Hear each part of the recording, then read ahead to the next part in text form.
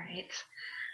Hi, everyone. This is Nicole with Conscious Creators Universe, and I'm here with Cassandra from intuitivecassandra.com. And today we are going to talk about empathy. We've got a two-part series. So in part one, we're going to actually talk about how to be more empathetic every day and the profound impact that this can have on your happiness, which is really important. And then in the next part, we'll be talking about how to find the balance between being empathetic but not crossing over into being codependent, which can really be a fine line. So, all right, hope you enjoy it.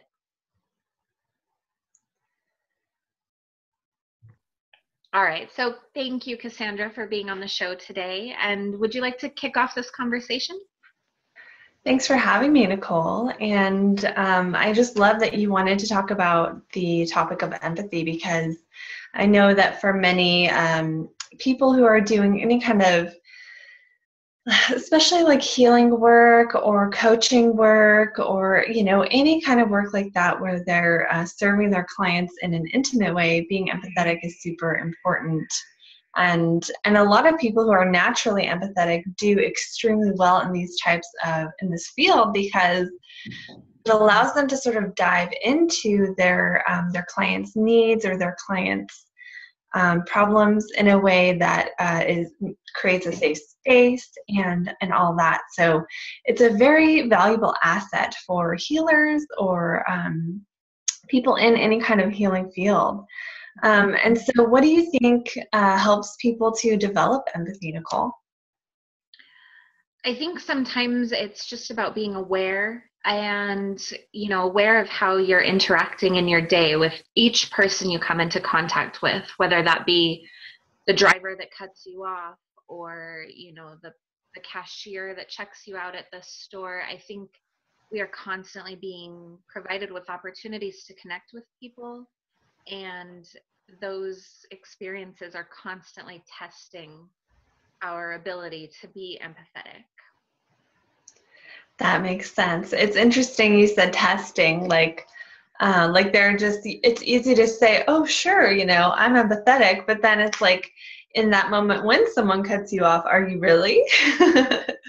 Right. And you might be very empathetic when you are doing the healing work that you're talking about, or when you're working with your kids or your family and trying to be there for somebody. But, how much do you really feel like the people that you interact with matter, whether they are an important part of your life or somebody that you just come into contact with for 5 seconds? Right. And empathy can really help with the way we interact with people. And I almost feel like it's about connectedness. And I know that a lot of people who are on any kind of spiritual path, doing any kind of, self-help work or transformational work, will notice that as they go along, they might feel more connected to everything, really, to someone halfway across the world, to what's going on in the world. And I feel like empathy really ties into that. And sometimes you can have more empathy as you go along, more of that connectedness of, feeling like in a certain way, I am that person. So you know what I mean? Mm-hmm, absolutely. And realizing, yeah, like that's such a good point, feeling like you are the person. I mean, I find it shows up this time of year, especially because everybody's so frazzled. There's the holidays, we're rushing, things are always busier, and there's stresses, whether it be financial or just the day-to-day grind. And and so I sometimes will find myself reaching for my empathy skills when it comes to something like the people that might be on the side of the road with their signs asking for money. And while I don't always have the money to give, I also will find myself feeling defensive. Like, if I'm walking into Starbucks and I want to go buy myself a coffee and there's somebody standing out there with their sign, I'm sitting there with this internal dialogue of like, well, I don't know why I should have to give this person money. I'm just barely doing what I can, and I know I'm treating myself to Starbucks right now, and da da da da da, and I just go on this whole internal tangent when it's like I don't necessarily have to give to them in the form of money, but I can give to them in the form of acknowledging them as a human, and and smiling at them and recognizing that just because their path might be different than mine doesn't mean I have to get all up in arms about it. Right. And it's interesting that it's great that you're able to see that it's your own internal dialogue happening. And I can relate to that in a way where I have my own internal dialogue happening where, especially if it's like I'm leaving a store and someone's asking for donations, I'm like, because I do the same thing where it's like a part of me wants to feel guilty that I don't have the money. A part of me wants to be angry at them for bothering me. Right. Like I'm just minding my business. But it's interesting, though, how it really all is how we're reacting. And if we have that charge, then it's something going on within ourselves. Mm-hmm. Yeah, definitely. And that's a good cue that, we need to look into whatever it is that is getting us all charged up and figure out why that is, and maybe how we can be more compassionate towards ourselves as well as our fellow humans that are going through their own struggles. Yeah, absolutely.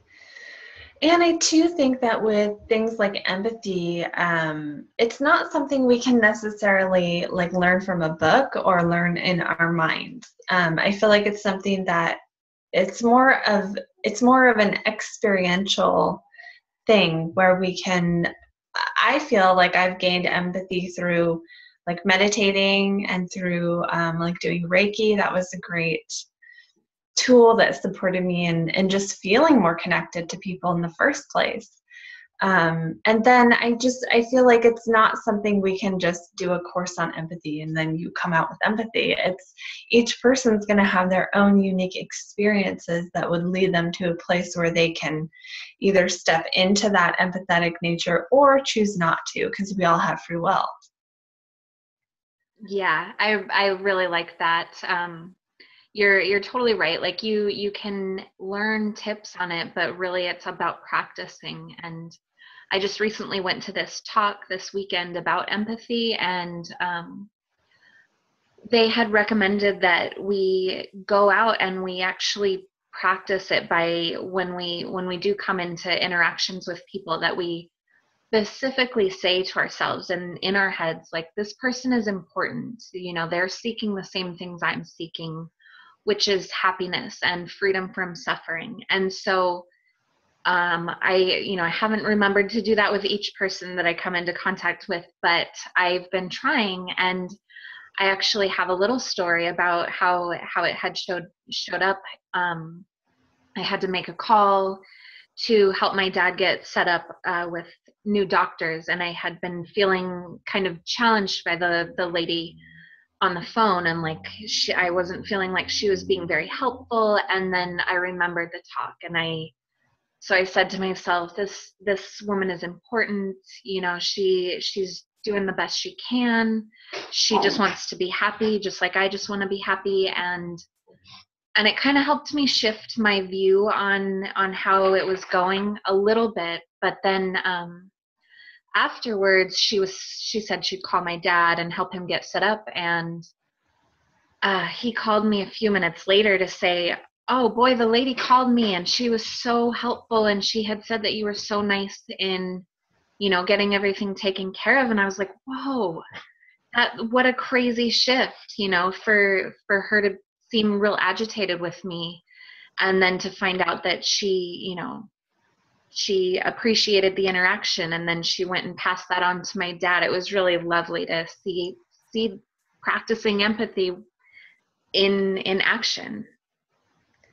That's so great. And I feel like that really highlights how we can experience someone in a certain way, but it's not necessarily the reality. I mean, we all have a story. And so sometimes when someone even speaks maybe more sharply than we're used to, or acts in a way that like we would act if we were upset.